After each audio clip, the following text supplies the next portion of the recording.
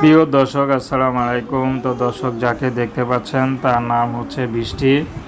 বৃষ্টির এখনও বিয়ে শাদী হয়নি। বৃষ্টি ইউটিউবে এসেছে বিয়ে শাদীর জন্য।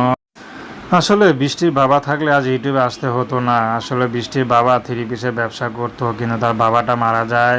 তো বৃষ্টিদের ব্যবসাটা বন্ধ হয়ে যায়।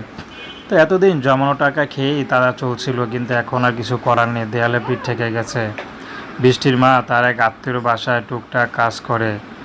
তো সেখানে কাজের বুয়া হিসেবে কাজ করে না, আত্মীয় হিসেবে কাজ করে। তাদের একটু আগায় পাশায় দেয়, তাদের হেল্প করে।